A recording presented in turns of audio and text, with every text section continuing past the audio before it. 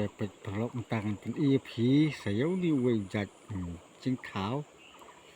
แล้วนี่จัดขนังว่าลงเขาต้องกลมไปบ่เลยเป็นอีผีกลุ่มนี้ก็ลงบ่านักมันตากิตุกีบัสมัดมันควายดอกก็มางารุงางสมัดพักควายดอกแล้วก็ลงสมารบริวแต่ปอร์บังลับมันควายได้งาสมัดบังเล็กควายแต่หังนี้วันนี้ได้ขึ้นจากขยังมั่งไปหาตัวมีได้อยู่สบายขยังหังนี้ปอดนกีขยังนี่ฮะลอร์กลองกะเยียงยงอุนี่ขยังช่องดักกระกมกับอุสนาเยียงหากันเยียกระกมเฮานี่สลาตุสลาสอเข้มบางองช่องหาเลยฮักตุกีบันตาแต่ผมรู้ว่าผินเชื่อมอยู่เนี้ยงันเป็นอินุกไซพีสเปกบ้า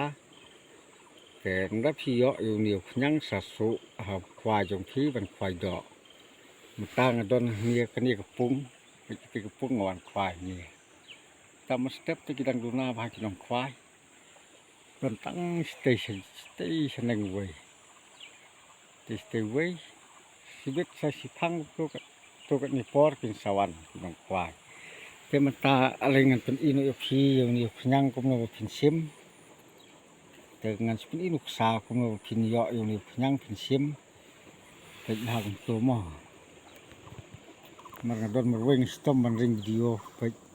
ขึ้นฮับและกับตัว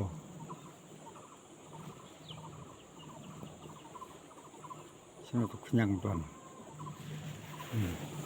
กินนี่พยังไปตัว